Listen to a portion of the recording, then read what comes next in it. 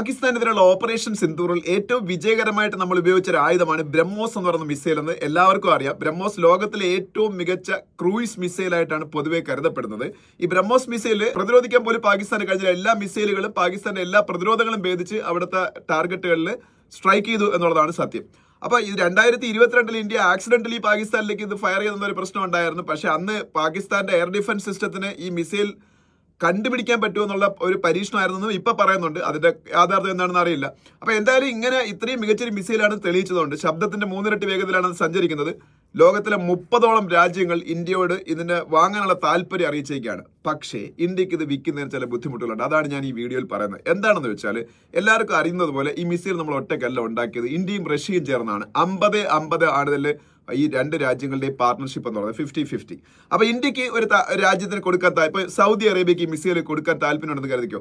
പക്ഷേ റഷ്യയും കൂടെ അക്സെപ്റ്റ് ചെയ്താൽ മാത്രമേ അത് വിൽക്കാൻ പറ്റൂ. ഇപ്പൊ സൗദി അറേബ്യ US-ഉമായിട്ട് വളരെ ക്ലോസ് ആയിട്ടുള്ള ഡിഫൻസ് കോഓപ്പറേഷൻ ഉള്ള ഒരു രാജ്യമാണ്. അപ്പം റഷ്യയും US-ഉം തമ്മിൽ വളരെ മോശം ബന്ധമാണുള്ളത്. അപ്പൊ സൗദിക്ക് ഇത് ഇന്ത്യ വിൽക്കുന്നത് റഷ്യക്ക് ഇഷ്ടമല്ലേ വിൽക്കാൻ പറ്റത്തില്ല. അതാണ് പ്രശ്നം. അപ്പൊ ഈ 30ഓളം രാജ്യങ്ങൾ ഇന്ത്യ അപ്രോച്ച് ചെയ്തെങ്കിലും ഇന്ത്യക്ക് ഇതുവരെയായിട്ട് ഇതിന് ഫിലിപ്പൈൻസിന് മാത്രമേ വിൽക്കാൻ പറ്റിയിട്ടുള്ളൂ. ഇപ്പൊ ചൈനയുടെ അടുത്തുള്ള രാജ്യങ്ങളാണ് ഈ ഫിലിപ്പൈൻസും ഇന്തോനേഷ്യയും വിയറ്റ്നാമും തായ്ലൻഡും ഒക്കെ. ഇവരെല്ലാവരും ഈ മിസൈൽ വാങ്ങാൻ ഇന്ത്യയോട് ആവശ്യപ്പെട്ടേക്കാണ്. പക്ഷേ ചൈന റഷ്യയുടെ പാർട്ണറാണ്. അപ്പൊ ചൈനയ്ക്ക് ദോഷം വരുന്നൊരു കാര്യം ചെയ്യാൻ റഷ്യ അനുവദിക്കത്തില്ല എന്നുള്ളതൊരു സത്യമാണ്. അപ്പൊ ഈ പറഞ്ഞ രാജ്യങ്ങൾക്കൊന്നും വിൽക്കാൻ ഇന്ത്യ അനുവദിച്ചില്ലെങ്കിൽ ഇന്ത്യക്ക് വിൽക്കാൻ പറ്റത്തില്ല. അതാണ് ഒരു കാര്യം. രണ്ടാമത്തെ കാര്യം എന്ന് വെച്ചാൽ India missile technology control regime എന്ന് പറയുന്ന എഗ്രിമെന്റ് ഉണ്ട്. അതിൽ സൈൻ ചെയ്തൊരു രാജ്യമാണ്.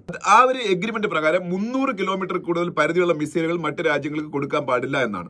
അപ്പൊ ഈ ബ്രഹ്മോസിന് 800 കിലോമീറ്റർ വരെ പരിധിയുള്ള വെർഷൻസ് ഉണ്ട്. അപ്പോൾ അത് വിൽക്കാൻ പറ്റില്ല. പക്ഷേ നമുക്ക് കാര്യം എന്ന് വെച്ചാൽ അതുകൊണ്ട് നമ്മൾ എക്സ്പോർട്ട് ചെയ്യാൻ വേണ്ടി മാത്രം 290 കിലോമീറ്റർ പരിധിയുള്ള മിസൈൽ ഉണ്ടാക്കേണ്ടി വന്നു. അതാണ് ഇപ്പോൾ നമ്മൾ വിറ്റുകൊണ്ടിരിക്കുന്നത്. അപ്പോൾ ഇങ്ങനെ രണ്ട് പ്രശ്നങ്ങളുണ്ട്.